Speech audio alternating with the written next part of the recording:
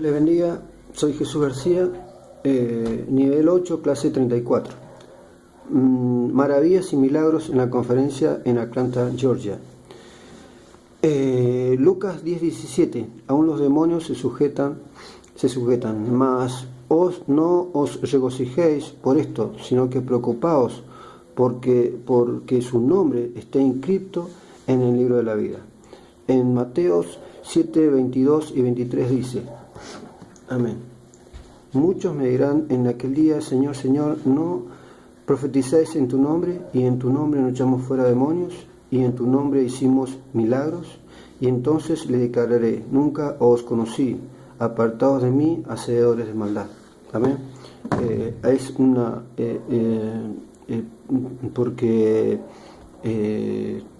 los aconseja el Señor de que tengamos nuestra mirada en la salvación de nosotros y no en hacer este trabajo nada más, que cuidemos nuestra salvación principalmente ante nada, en santidad y en todo esto. Amén. En Lucas 10:21 dice: porque escondiste estos a los sabios y los entendidos y los revelaste a los niños, o sea, a nosotros. Esto es un obsequio del Señor, un regalo del Señor. El pastor Roger enfatiza al siervo de Georgia por la humildad, por lo cual dice que hay que honrar a los que le honran. Amén. Este pastor comenta una inquietud que tuvo porque las personas gastaban dinero para ir a cosas paganas, y entonces la iglesia de ahí por cosas paganas, puesto que también tenían una inquietud que las personas llegaban a una iglesia pero no se mantenían en la iglesia, sino se iban, como que les faltaba algo. Entonces la iglesia de ahí se puso en oración y ayuno.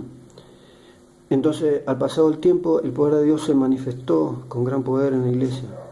Pero así como se manifiesta siempre el mover del Espíritu Santo, se empezó a mover los demonios, empezaron a endemoniarse las personas. Entonces el pastor empezó a tener esa situación y pidió sabiduría para manejar esta situación, la cual lo guió a Cristo Libera. Y de ahí tomó carta el pastor y pudo contactarse con el pastor Roger, y bueno, empezó a trabajar, a hacer esta conferencia. Puerta que quedó en la puerta anterior, puerta 5, los pactos. El pastor comenta algo que pasó con un músico, Alonso. ¿Amén? Decía que el abuelo había hecho un pacto con él y dice: él es mío, y el pacto decía: hay que cumplirlo. Amén. Y es verdad, hay que cumplirlo. Entonces es ahí cuando hay que decirle al demonio que el pacto más grande lo hizo Jesucristo en la cruz del Calvario, y esa persona es comprada a precio de sangre. Por eso es necesario que le digamos al demonio dónde está parado.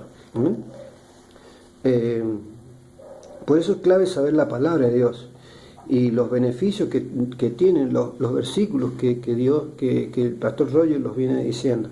Amén.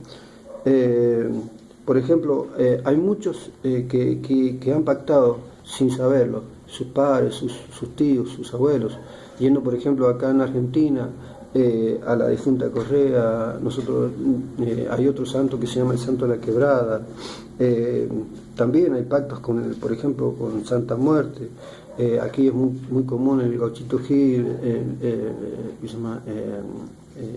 San Cayetano. Hay muchos, hay infinidad de cosas que uno se mete sin saberlo, con inocencia. Amén. Estamos bajo esos pactos satánicos que no lo sabemos, y son muy comunes en estos tiempos, venerándose a esos ídolos. Amén. Por eso hay cristianos que sufren enfermedades diversas. Por eso tenemos que despertar a esa realidad que tenemos hoy en día y darse cuenta que el poder de la liberación que nos ha dado el Señor es grande, y por intermedio de nuestro siervo ha sido más asimilado a nuestra vida. Gracias le doy. Esta es la clase 34.